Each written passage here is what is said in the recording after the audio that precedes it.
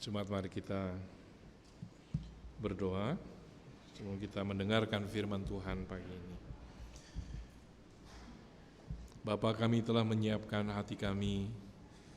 Kami rindu Tuhan berbicara melalui perenungan kami, melalui firman yang akan kami dengarkan. Tuhan, pakai hamba-Mu dengan segala keberadaannya, biar setiap kami dituntun Roh Kudus, dimampukan Tuhan untuk memahami bagian-bagian firman Tuhan, seluruh kebenaran firman Tuhan yang dibentangkan pagi hari ini.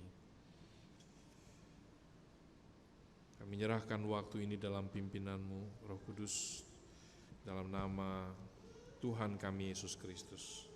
Kami berdoa, amin. Jemaat kekasih Tuhan, mari kita membuka Alkitab kita dan kita membaca dari Yunus pasal yang keempat, ayat yang pertama sampai ayat yang ke-11.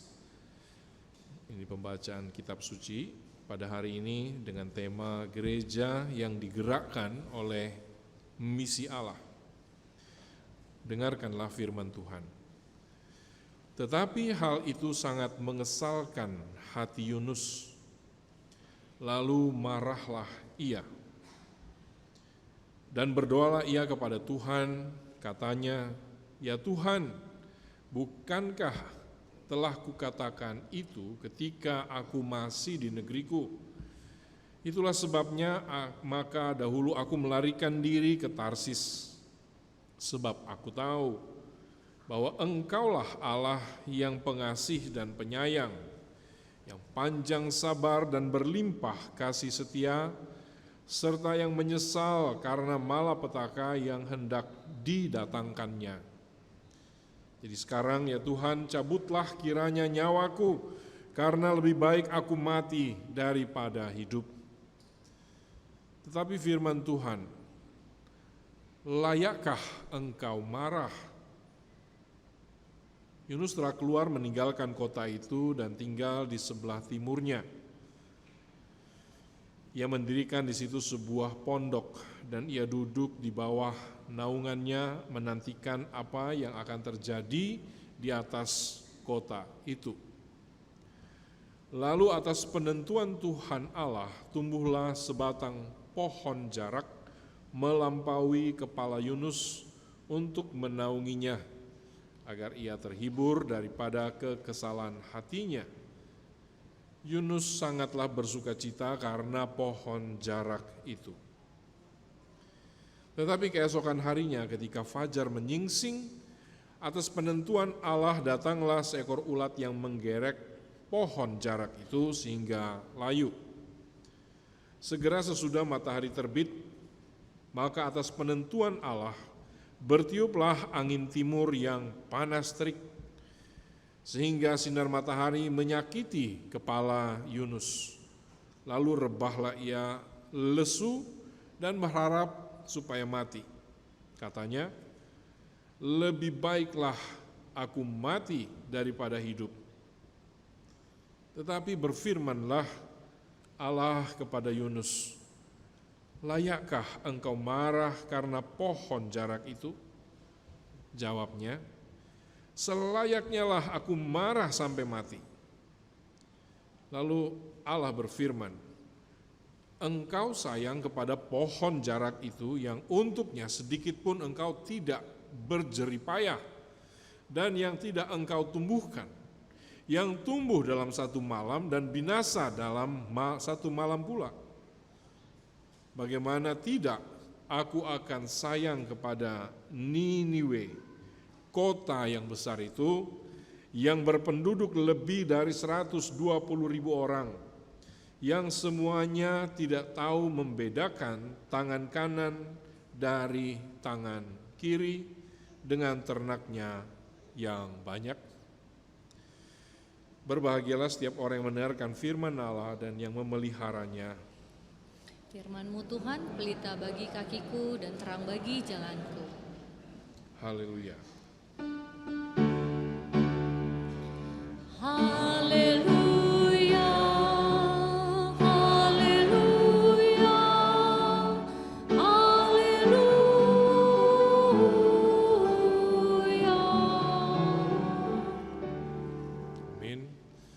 pagi, Shalom. Puji Tuhan.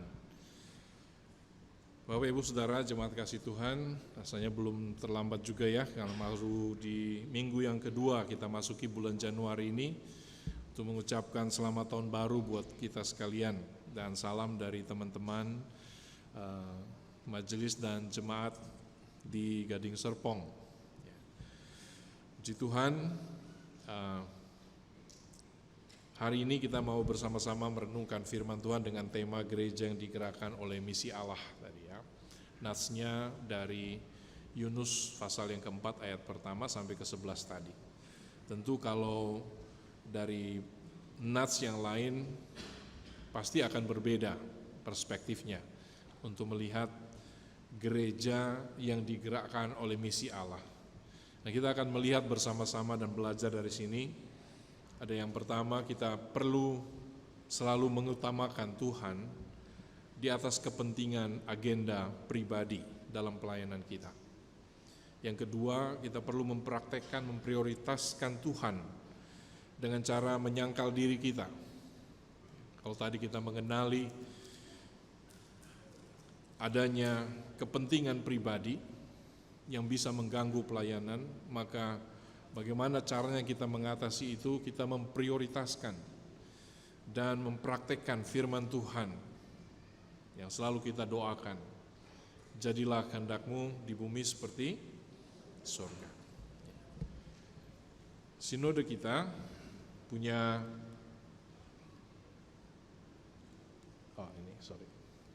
visi misi seperti ini Bapak Ibu ya. Mungkin ada yang baru lihat. Di sini visi misinya dikatakan menjadi gereja yang misioner. Dan kita maju bersama bagi Kristus dengan satu hati, satu visi, satu gerakan, satu bawa satu. Satu hati, satu visi, satu gerakan, satu bawa satu. Artinya dari setiap kita diajak untuk membawa satu jiwa. Setidaknya memberitakan, menyampaikan berita sukacita, berita yang dari Tuhan, berita kelepasan, anugerah yang Tuhan beri, supaya manusia yang terikat dan sudah jatuh dalam dosa, kehilangan kemuliaan Allah, tidak lagi dalam gambar Allah sebagaimana yang Tuhan inginkan, dapat dipulihkan, dapat bertahap, progresif, makin hari dalam pertumbuhan rohani kita mengarah kepada Sang Kristus yang adalah kepala. Kita meniru, mencontoh, kan Paulus mengatakan to imitate, menjadi imitator, peniru-peniru Allah, peniru-peniru Kristus. Kita perlu meniru Kristus, mengikuti teladannya. Jadi sebagai orang-orang yang diarahkan oleh Tuhan untuk kembali kepada gambar sebagaimana yang Allah inginkan dalam hidup kita, saat yang sama kita juga diutus ke tengah-tengah dunia ini seperti Kristus diutus ke tengah-tengah dunia untuk membawa berita sukacita, berita kelepasan itu. Maka satu bawa satu. Sama seperti Yunus, tidak banyak beritanya, hanya satu. Jika dalam 40 hari ini Niniwe tidak bertobat, maka Niniwe akan ditunggang balikkan oleh Tuhan.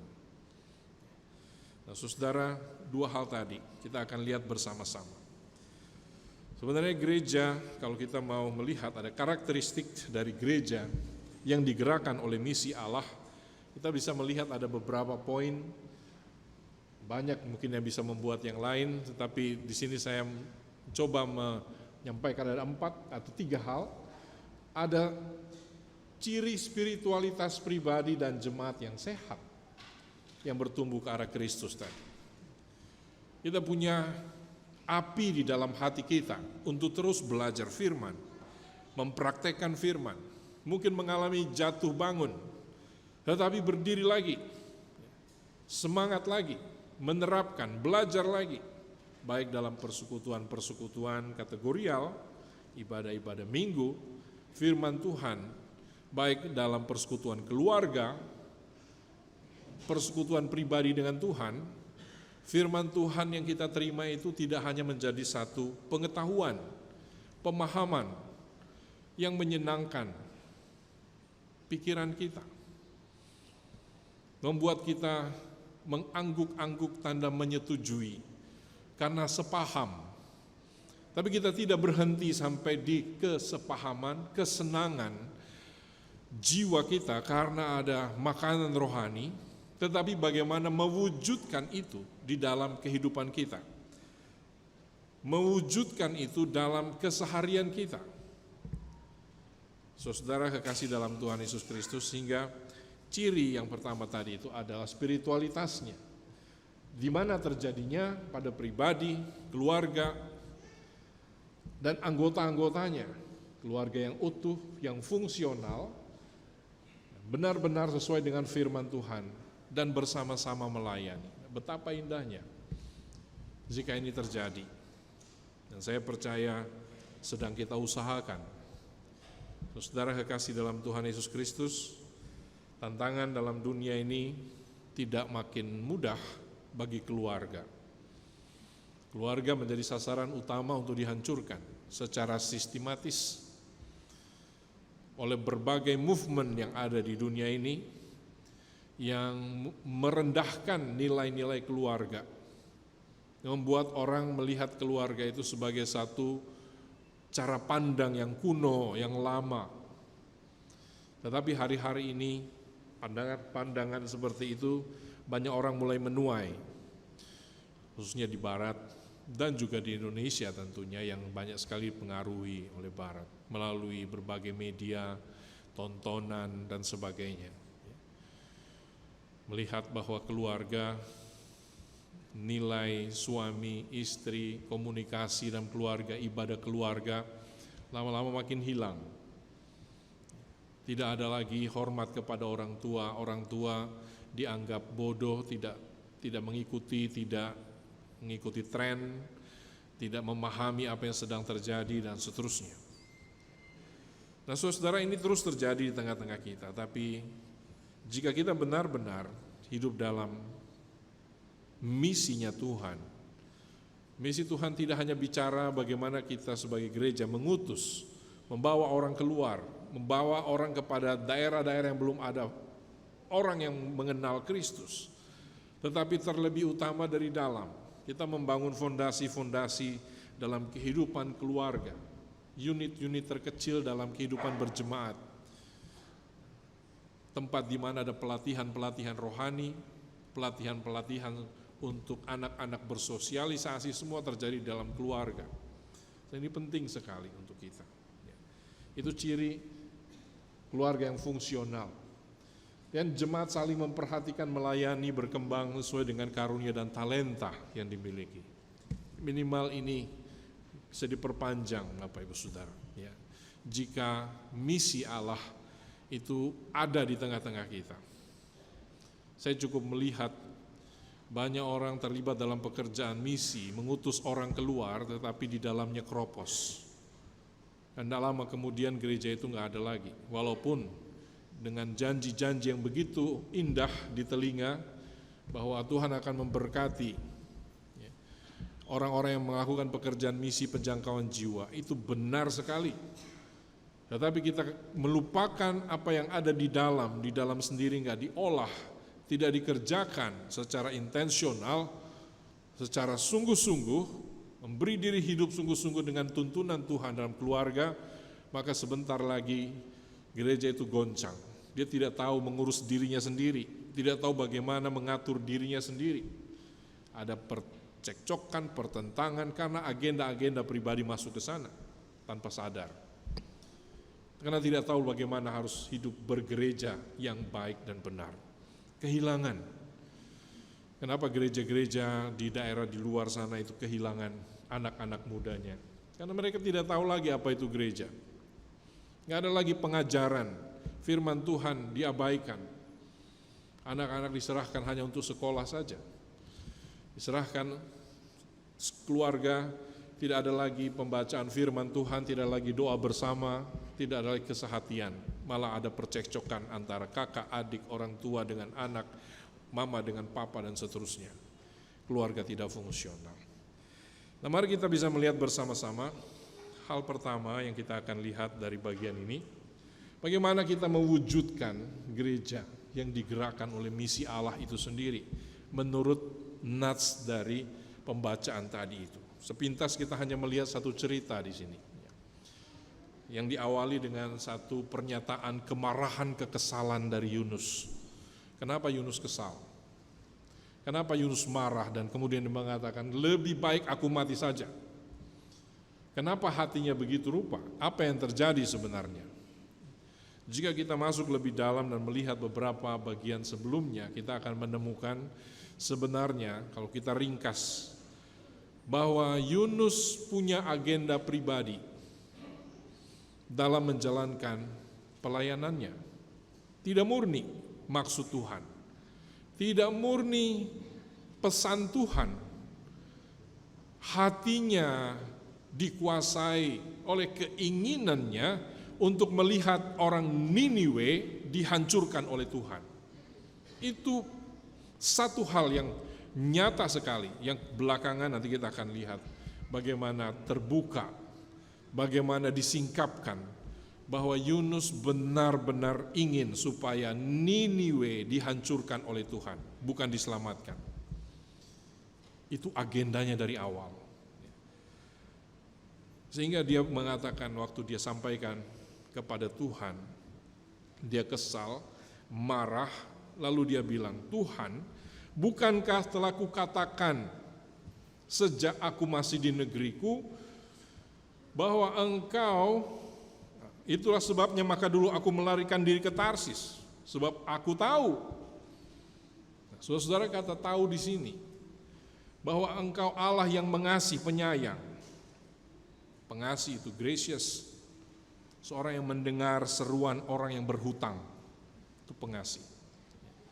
Orang yang susah, sulit, lalu berseru memohon, lalu kemudian ada orang menjawab, orang memberi uluran tangan, gracious. Dia orang yang pengasih. Tuhan adalah Allah yang gracious, Hanun. Saudara kasih dalam Tuhan, ini yang dikenal, bukan hanya dikenal karena dia tahu baca Alkitab, ya kan?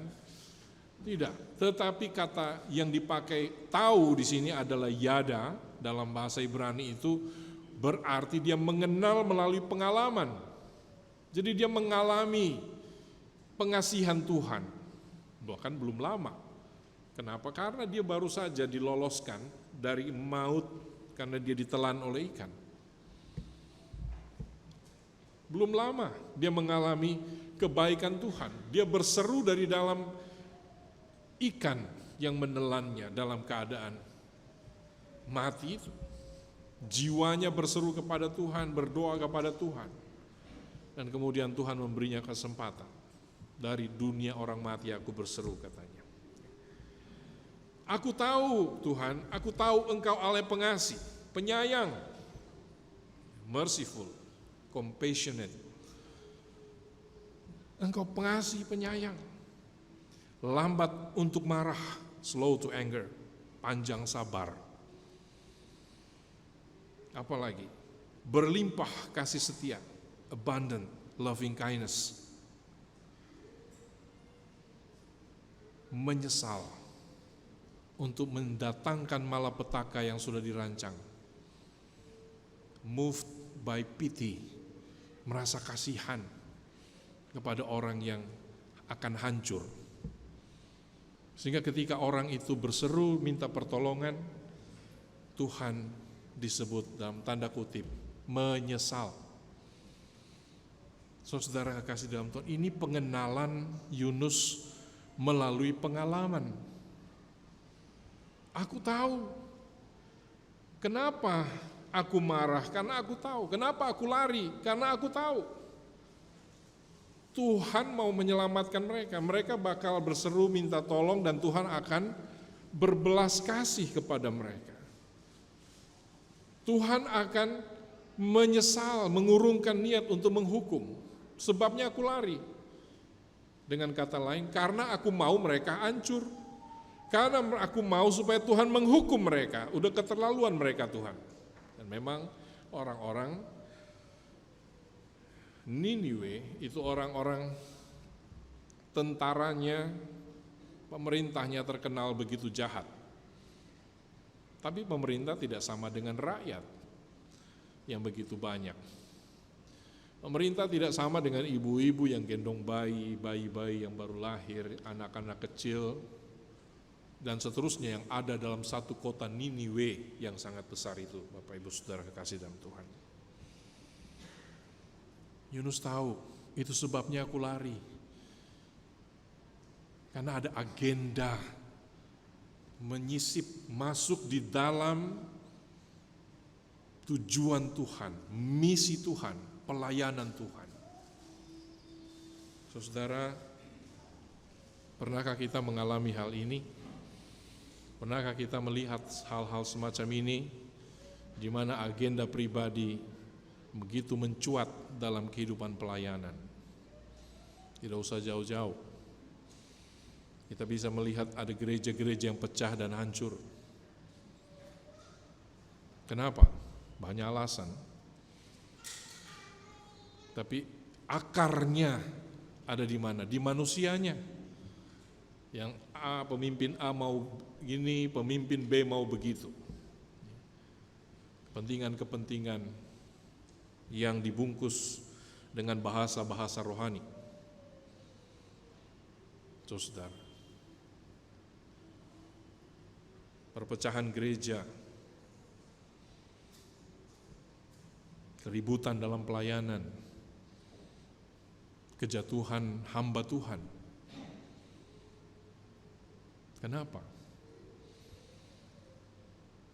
Saya tahun 2019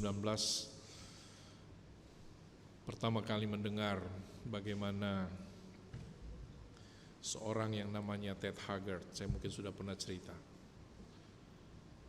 memulai jemaat dengan persekutuan 14-16 orang, tumbuh menjadi gereja yang begitu besar di Amerika dengan gedung kapasitas 14.000 sampai 16.000 orang jiwa. Dan Ted Haggard seorang pemimpin yang luar biasa, berkarisma. Bahkan pada masa George Bush Jr., dia adalah penasehat rohaninya George Bush. Dan dia adalah seorang ketua dari National Evangelical Association di Amerika. Sementara disorot dari berbagai media, di sampingnya ada George Bush Jr., dia sedang memegang pena untuk menandatangani satu dokumen tentang yang terkait dengan LGBT, ya, kaum LGBT. Ada seorang tukang pijat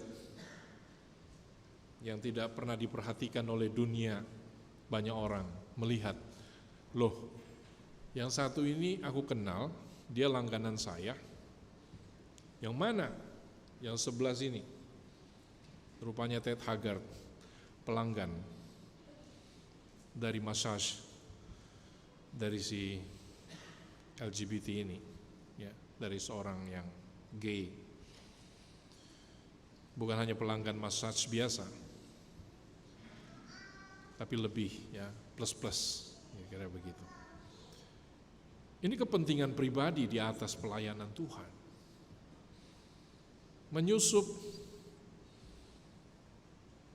dibiarkan, persis Yunus, membiarkan sesuatu yang salah, keliru, tidak dikoreksi, tidak dibuang. Manusia lamanya kembali, ada tempat, ada celah si iblis masuk ke dalam situ dan berakar, menancapkan kuku-kukunya di sana. Dia kira dia bisa merahasiakan semua perbuatan-perbuatan itu. Diam-diam, jangan diam. Semua dilakukan dengan berbagai cara untuk merahasiakan sampai harinya terbuka. Seluruh Amerika tahu.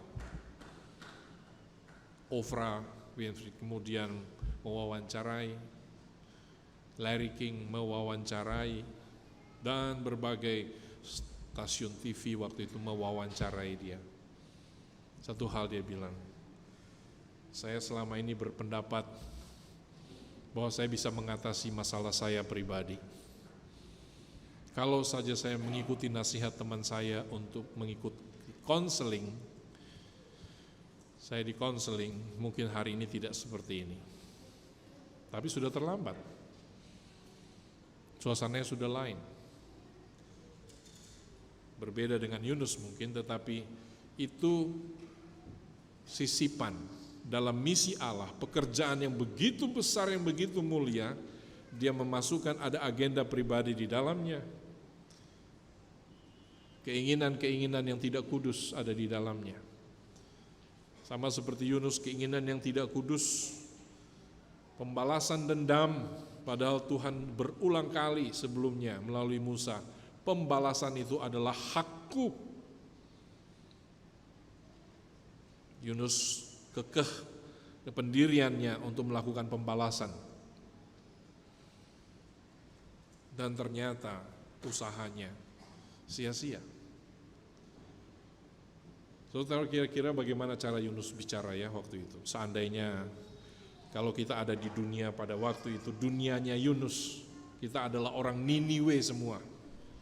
Dan anggaplah satu orang adalah Yunus, ya katakan saya Yunus. Saya sedang berbicara kepada orang-orang Niniwe, tapi saya tidak mau orang Niniwe bertobat. Seperti apa cara saya bicara?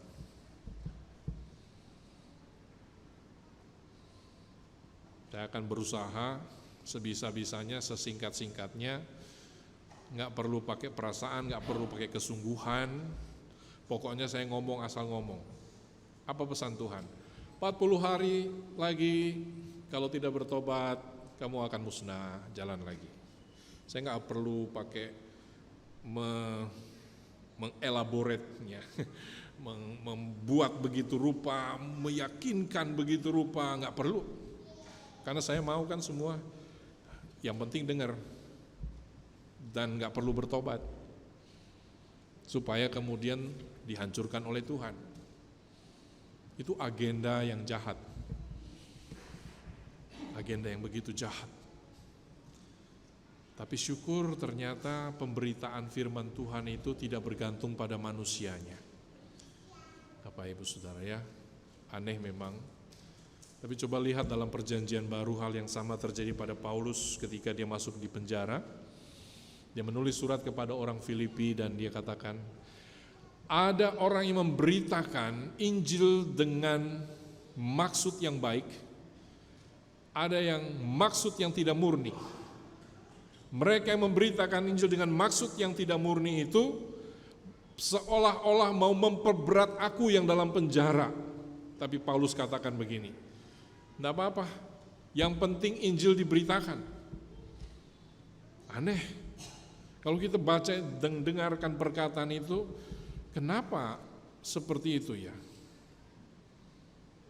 Dan kebenaran itu muncul ketika kita memahami bahwa firman Tuhan tidak bergantung kepada kita. Kebenaran Allah tidak bergantung kepada kita, pemberitaan kita. Pertobatan bukan karena usaha kita. Orang datang dilahirkan kembali bukan karena kemampuan kita, tapi adalah pekerjaan Allah, pekerjaan Roh Kudus. Kita hanya penyampai dengan segala kelemahan kita. Saya pernah punya seorang pembimbing, dosen, lebih muda dari saya, dari Surabaya beliau. Asalnya bukan, pokoknya Jawa Timur ya. Beliau itu engkongnya itu pelopor, gitu ya, pelopor itu salah satu denominasi gereja. Dia sama sekali nggak bisa bahasa Indonesia yang baik dan benar. Bahasa yang dia pakai hanya untuk ke pasar, hanya ngomongnya apa Bapak Ibu? Westo, tobato, gitu aja. Westo, tobato, itu aja.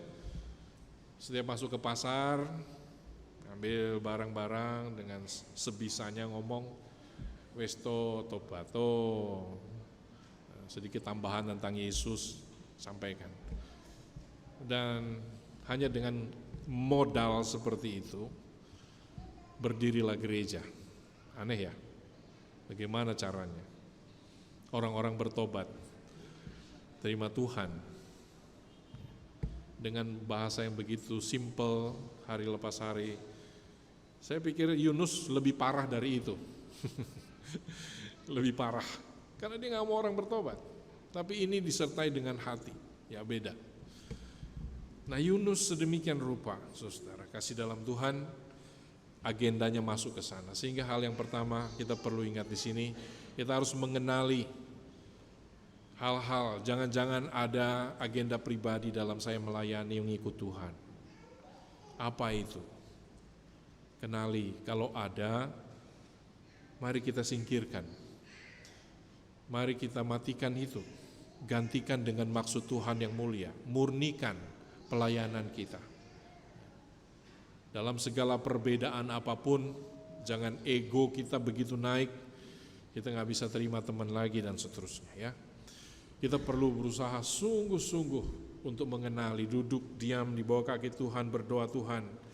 Jangan-jangan saya masih menyimpan hal-hal tertentu, motif-motif yang tidak murni mengikut Engkau, motif-motif yang tidak murni ketika saya melayani Engkau. Tolong saya Tuhan. Kita ditolong Tuhan jika kita punya hati yang sungguh. Tuhan mampu untuk tolong kita, Bapak Ibu Saudara. Yang kedua dan yang terakhir juga sebenarnya adalah landasan pelayanan kita. Haruslah kasih, bukan yang lain, bukan kebencian. Bapak, bisakah ada pelayanan berdasarkan kebencian?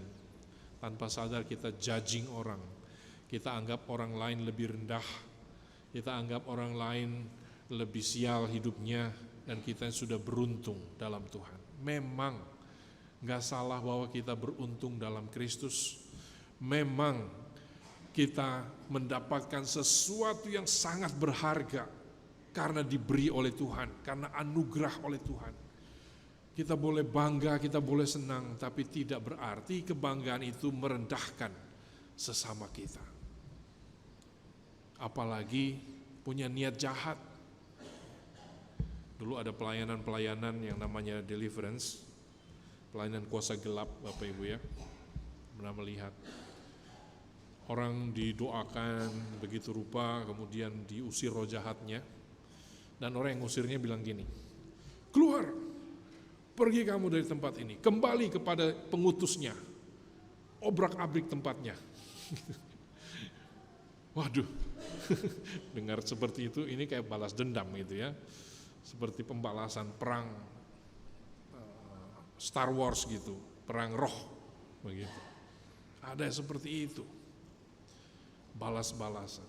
Ini bukan kasih. Hebat-hebatan itu bukan kasih. Ada satu waktu saya dapat satu cuplikan, katanya si hamba Tuhan A, hamba Tuhan B, masing-masing sudah puasa karena mereka mau uji coba siapa yang lebih kuat nih, ya kan? Lalu mereka berhadap-hadapan persis sekali seperti film-film silat. Lalu mereka berhadap-hadapan, dalam nama Yesus, sana juga dalam nama Yesus. Saya bilang ini seru amat ya. Ada juga yang kayak begitu. Kita sama sekali nggak diajar seperti itu, Bapak Ibu Saudara ya. Mau lebih tinggi dari yang lain. Ada persaingan yang tidak sehat. Kita diajar untuk penuh kasih, untuk menyatakan kasih Tuhan, yang mana Yunus gagal di dalamnya. Saudara. Kita perlu mewujudkannya dalam hidup kita pribadi, tengah keluarga, hidup suami istri, orang tua anak. Ini satu usaha yang tidak mudah. Dia harus dilakukan hari lepas hari. Naik turun, naik turun, naik turun, tapi lama-lama dia akan naik. Lama-lama akan baik. Tapi ketika kita mulai mengatur sesuatu yang chaos seperti tadi itu, gejolaknya tinggi. Kadang-kadang kita mau putus asa, Pak udah gak bisa dah, keluarga saya gak bisa, memang suami saya begini, wah istri saya juga begini, dia juga gitu. Ketemu dengan anaknya, wah saudara saya juga begini. Seperti itu. Perlahan-lahan tekun dalam Kristus kita diubahkan. Ini bagian dari misi. Misi Allah yang menggerakkan gereja. Misi Allah yang membawa kita kembali seperti yang diinginkan Tuhan. Supaya nanti ketika kita semakin kuat sambil berjalan, kita juga menjangkau. Ada pemberitaan yang non-verbal yang melalui menampilkan hidup kita yang benar di hadapan banyak orang yang mulai diubahkan oleh Tuhan. Orang bisa memperhatikan perubahan lepas perubahan. Sampai pada pemberitaan dengan verbal, penginjilan, menyampaikan cinta kasih Kristus. Ini dua hal ini tidak boleh dihilangin salah satunya. Harus ada dua-duanya, Bapak Ibu Saudara kekasih dalam Tuhan. Sehingga semua ini harus dilandasi dengan kasih tadi. Kasih yang menguasai kita semua. Nah, mari kita coba kembali untuk menyimpulkan beberapa hal ini ya. Ada spiritualitas pribadi, ada keluarga yang berfungsi, jemaat yang saling memperhatikan. Kegagalan bukan akhir segalanya. Mungkin kita mentok, mungkin kita tersandung jatuh, mungkin kita lemes. Saya sudah berusaha Pak tapi nggak bisa. Saya udah berdoa loh Pak, Tuhan kayaknya nggak sayang sama saya. Bertahan. Uji, lihat ke dalam, jangan-jangan kamu menyimpan sesuatu yang tidak kudus, kamu gak sadar selama ini. Ya mulai ikutin perlahan-lahan, ada pembaharuan, mulai kelihatan. Yang tadi putus asa, asanya muncul lagi, yang baru dari Tuhan. Yunus udah mentok, sampai bilang, lebih baik aku mati aja Tuhan. Semua nilai-nilai yang kupegang, semua yang lain meaningless sekarang. Aku tadi maunya menghancurkan mereka ini, itu paling berharga di mataku. Supaya keadilan dinyatakan, ternyata nilai itu salah. Aku siapa? Mati aja.